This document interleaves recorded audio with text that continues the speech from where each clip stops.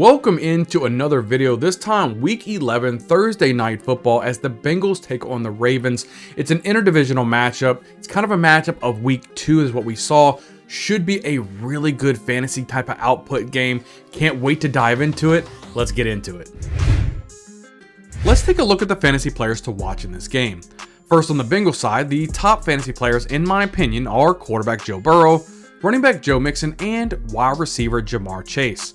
For starters, let's talk about Joe Burrow. Now, Burrow has been playing quite well as of late. Now he gets to go against a tough defense, which should keep him on his toes all game long. Burrow will most likely not have his number 2 target for the game in Higgins, which only makes matters worse.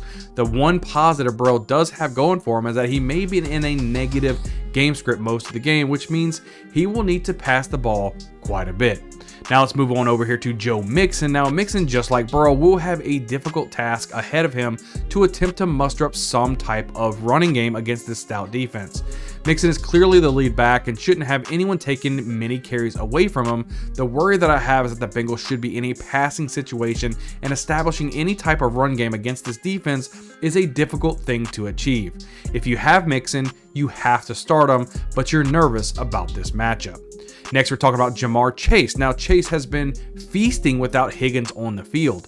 Burrow is hyper-targeting this guy, and he's coming down with some deep plays that make it really fun to own this player. Now, the Ravens defense also has a good pass defense, but I think the sheer amount of passing volume that the Bengals will have to have in this game, Chase's stat line at the end of the game should look pretty impressive when it's all said and done. Get Chase in your lineups. Now let's switch gears and move over to the Ravens. The top fantasy players for this team, in my opinion, are quarterback Lamar Jackson, wide receiver Zay Flowers, and tight end Mark Andrews.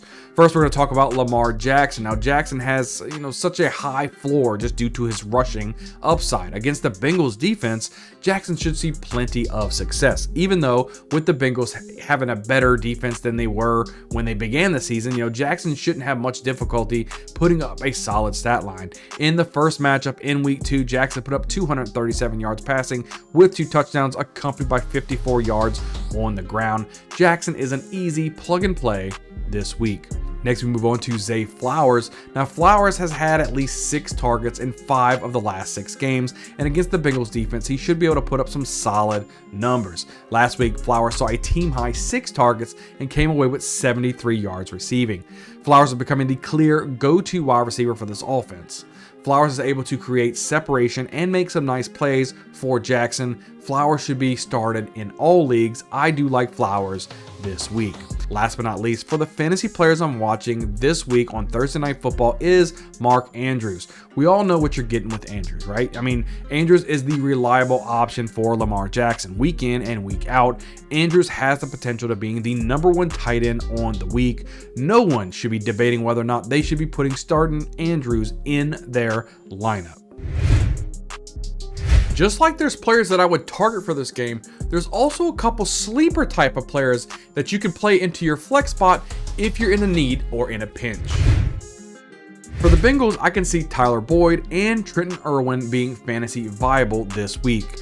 With the injuries to T. Higgins, I don't expect him to really play this week, being a short week for the whole team. So it just allows the other wide receivers to really get a little bit more of a spotlight with them. So with Boyd, you're getting more opportunities. When opportunities, I'm just meaning that the targets will be there for him to have that type of production that you're looking for from a second wide receiver on a team. Now for Irwin, you're really more hoping for at least a touchdown catch and a couple more targets here or there. That will mean, success for Irwin. So either way, there's a good probability for both plays. So I don't mind these guys for a flex if you need them.